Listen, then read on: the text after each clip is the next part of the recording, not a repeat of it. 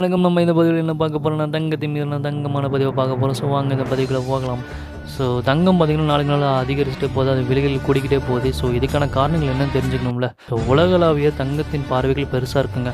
ஆமாங்க, உலக நாடுகள் தங்கத்தை ரொம்ப அதிகமாக வாங்கி வாங்கி சேர்த்து வச்சுட்ருக்காங்க.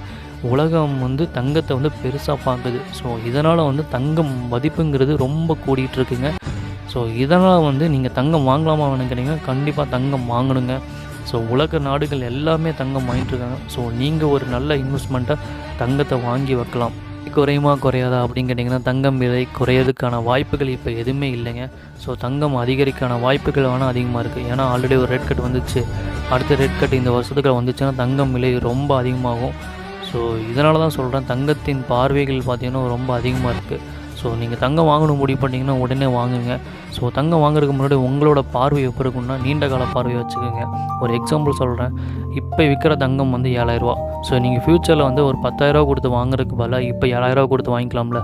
ஸோ நீங்கள் 3,000 ரூபா மிச்சம் பண்ணுறீங்க. ஸோ இந்த மாதிரி ஒரு மைண்ட் செட்டோடு நீங்கள் போய் வாங்கினீங்கன்னா உங்களோட முதலீடு நல்லாயிருக்கும். ஸோ நீங்கள் தங்கத்தை மட்டும் டைம் பண்ணி வாங்குற மாதிரி நினச்சிக்காதீங்க. ஸோ தங்கம் வாங்கணும் முடிவு பண்ணிட்டீங்கன்னா உடனே வாங்குங்க. அதுதான் சிறந்த வழியாக இருக்கும். இந்த பதிவு உங்களுக்கு பிடிச்சிருந்துச்சுன்னா லைக் பண்ணுங்கள். ஸோ இந்த மாதிரி பதிவுகள் எல்லாருக்கும் போய் சென்றடையணும்னா எல்லாத்துக்கும் ஷேர் பண்ணுங்கள். உங்களோட பார்வை தங்கத்தின் மீதான உங்கள் பார்வைகள் கமெண்டில் தெரிவிக்கலாம். ஸோ மேலும் ஒரு நல்ல பதிவில் பார்க்கலாம்.